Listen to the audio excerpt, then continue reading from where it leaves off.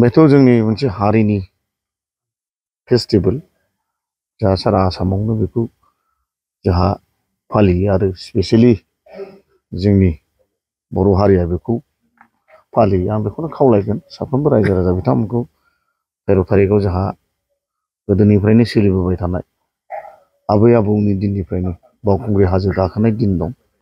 14 थारिखआव गाखोगोन।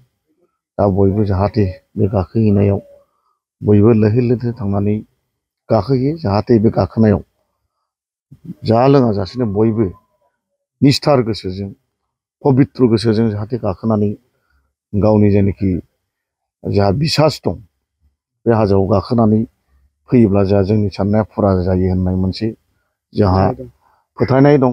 बे फोथायनायखौ जाहाथे बयबो जाहा लोङा जासेनो गाखोनानै गाव गावनि मोननांगौफोरखौ आफा बोराइ बाथौनि खाथियाव बियो, बेखौ आं खावलायबाय। बाव जाहाथे शिब मन्दिर दङ। आरो खावलायबावगोन साफ्रोमबो रायजो राजाया जोङो बयबो गोदो जेरै सोलिबोदोंमोन बेबादिनो जोंनि फुराना गाननाय जोमनाय दामनाय देनाय बेफोरखौ लानानै बयबो जाहाथे गामिफ्राव जोङो गाजा गोमजायैनो फालिलायो, बेखौ आं खावलायहरो। मानो होनोब्ला बे सानसे समाव जों गोमानानै थांबायमोन। दा दिनैहाय जोंनि हारिया गासिबो बे जिनिसखौ जों दा लाबोफिनजोबनो हाजोब्बाय।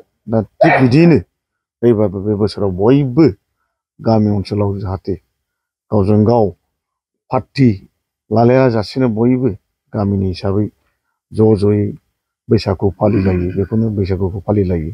बेखिनिखौनो आङो बिटिसिनि साफ्रोमबो रायजो राजा आइ आफा बिदा फंबाय बिब' बिनानाव गोरों गोरा साफ्रोमखौबो खावलायहरनाय जाबाय।